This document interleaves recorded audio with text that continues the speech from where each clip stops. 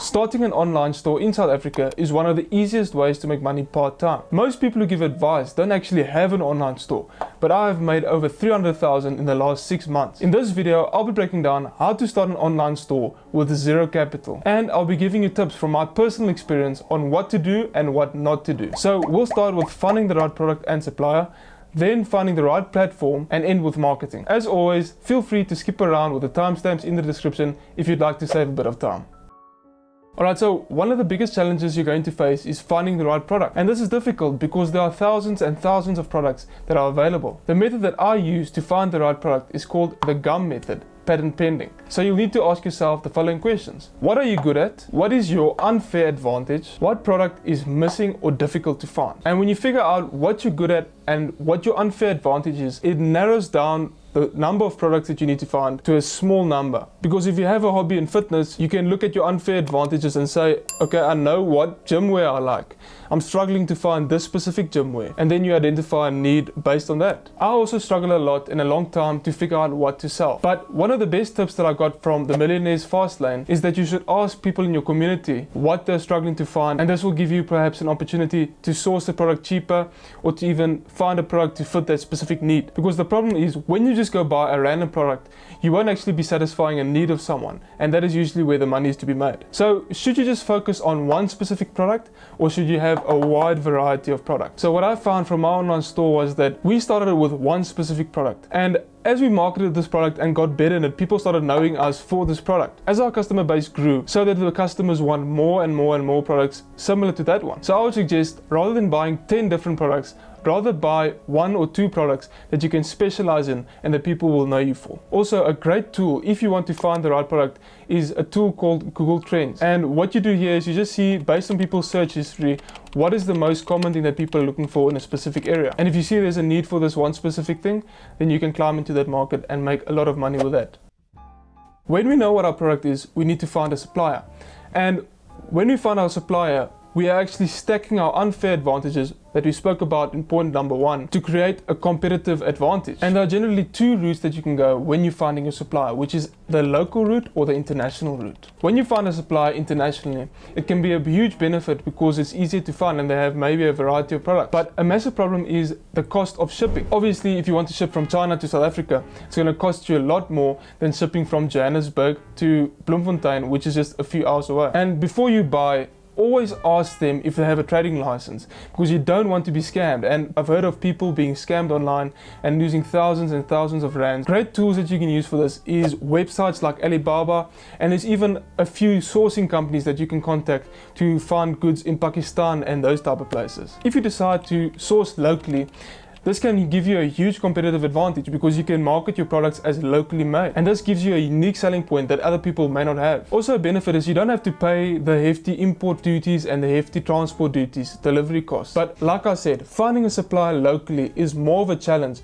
than finding a supplier internationally, because there aren't these websites where you can find thousands and thousands and thousands of vendors. Rather, you'll need to travel perhaps by car to different cities, and then from there you can maybe find a good supplier. So one of the questions that I get before people start their online store is, isn't it too difficult to start a website? And I would say this is one of the biggest barriers to entry that there is when you're creating an online store. And generally there are 2 ways that you can go. Either you can develop your own website, or you can get a platform that already has developed websites. Okay, just to be honest, I don't know a damn thing about developing your own website.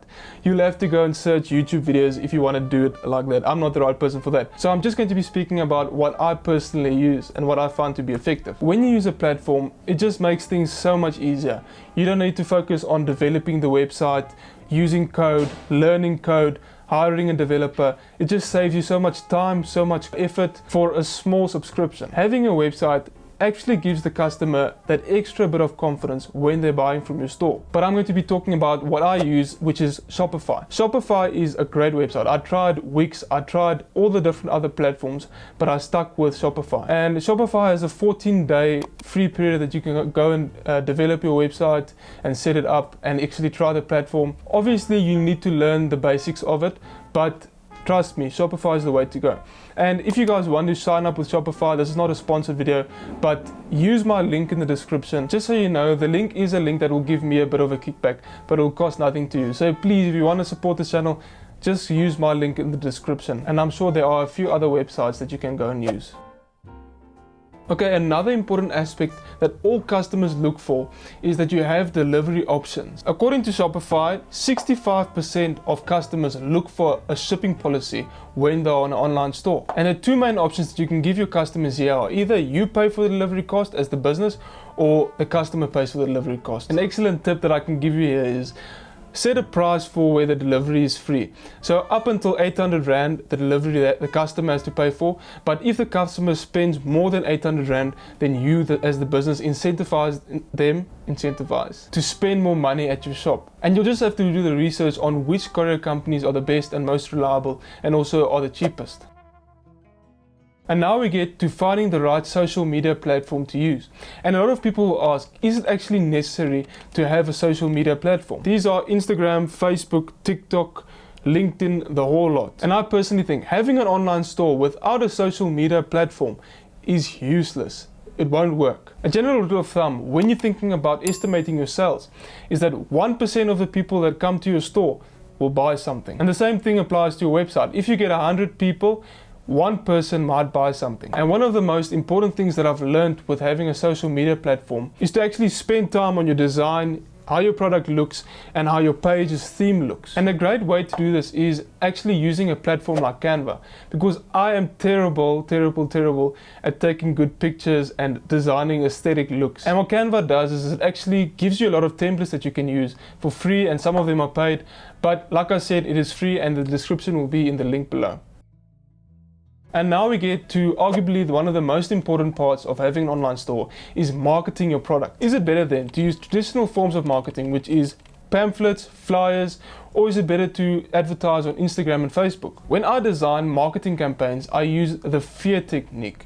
But don't worry, you don't need to be afraid. FEAR is an abbreviation for flyers and contests, email marketing, ambassadors, and reviews. Flyers and contests are usually giveaways, or when we're at the market to give physical flyers to people. Ambassadors are using people that are influential on Instagram or Facebook in your area to promote your product. For example, myself, I'm a micro mini influencer. No, I'm just joking. Email marketing is like retention tactics, which means that you keep on marketing to the customers who already bought from you. And reviews just give that extra bit of confidence to the customer. But just be warned, this costs money, and there are a lot of ways that you can get creative and get free marketing. If you're interested in learning more about how to start an online store, I actually have made a small booklet for you, which is about 5 pages long. You can get it by signing up to my weekly newsletter, and I'll send it right over to you. If you made it to the end of this video, please leave a fire emoji in the comment section. Alternatively, there will be 2 videos popped up at the end of this video that you can go and watch. I'll see you in the next video.